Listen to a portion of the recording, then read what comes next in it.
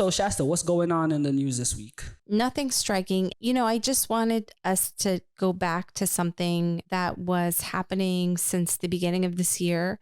We kind of brushed on it in our last episode, but in the United States, we're seeing a lot of near misses in aviation. What do you think is going on? Why are we seeing a proliferation of incidents? I don't know why, but I can tell you in terms of, this year, we kind of started off, it was very prominent in the news on January 13th. American Airlines, one of their jets crossed a runway at New York's JFK International Airport as Delta Airlines was taking off.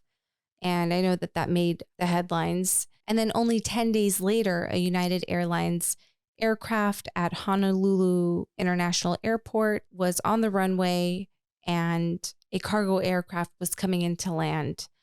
It was a near miss. I think the aircraft were, just shy of 1,000 feet apart.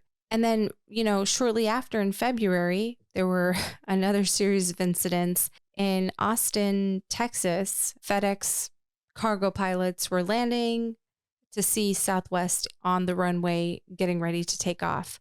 So all of these near misses kind of led to the FAA hosting a safety summit. And during the summit, Secretary Pete Buttigieg cited that there was an uptick in these incidents. The safety summit was just really there for them to talk about all of these near misses and just making everyone a bit more aware. Shasta, I want to play devil's advocate for a little bit. Are there really more near misses, or is social media and the news cycle amplifying, what's just been sort of happening, especially since, the holiday season was one where aviation was in the spotlight because of that winter storm, and then Southwest Airlines had its meltdown, and then the NODEM issue. It seems like the media, outside aviation media, sort of latches on at times to aviation stories and try to, when there's one incident, take it and try to amplify it. Even though if you look at the data, we actually haven't had more near misses. This is interesting, Michael, because it may be true. We do have more social media, we have more awareness. But although the data does indicate that, we have somewhat of a consistent number of incidences, I think it's never been this bad. And it's specifically within the airlines. And I think that that's really powerful because when you look at the scale of these incidences and these near misses, you're looking at hundreds of lives. And so I think it could be that there is more social media, but regardless, it's just very scary to see this. Yeah, I totally agree. I wouldn't want to minimize the risk or what is at stake. I just also am cautious about how things are being covered. And because when we look at the FAA's safety statistics, even though runway incursions aren't necessarily near misses, when you look at, for instance, the first quarter of 2023, so far the FAA has recorded 365 runway incursions. But when compared to the first quarter of 2022, when, if you think about it, was sort of a ramp-up year from the pandemic, there were 401 runway incursions, which means that there so far this year has been fewer runway incursions than there were last year, which sort of just makes me think that the news cycle is amplifying pilots messing up. However, not to take away, and I totally agree with what you're saying, there is a lot of at stake. And at this point, pilots need to be really vigilant. Of course, it's not just one thing. It's, the pilot, maybe it's just the flight deck environment. Maybe it's just the way that the company does things.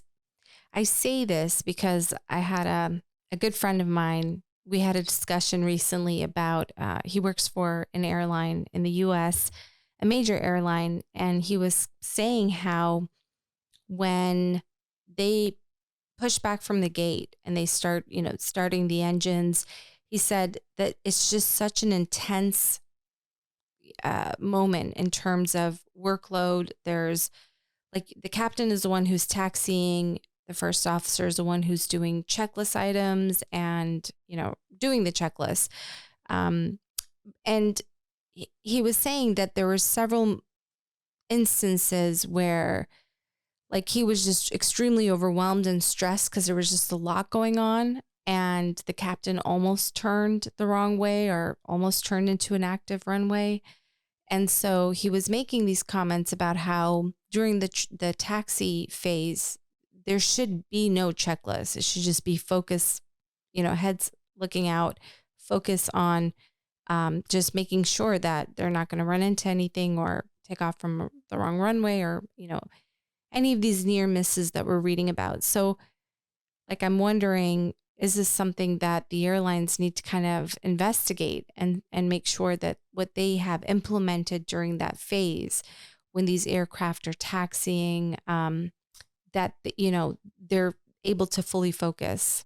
Yeah, I totally agree. And I think, again, with the new cycle, now you might see airline management, flight operation departments reinforce the pilots, be vigilant, be aware of what's going on. It's not just what's inside your airplane, but, consider just what might be also happening outside your airplane. And don't trust the system.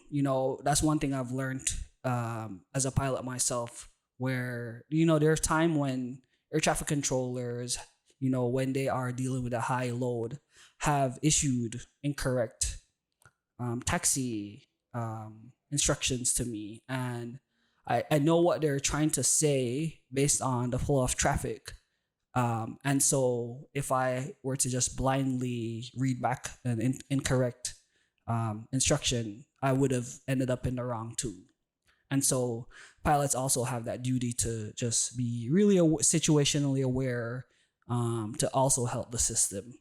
All great points, Michael. We hope that this conversation is going to encourage you all to have that dialogue with one another, because safety is a responsibility of everyone in the industry. And so I feel like the more we can talk about it and bring awareness and be critical and have discussions, can only go up from here. Well, this was a great conversation this week, Shasta. Looking forward to next week. Me too. Thank you all for tuning in.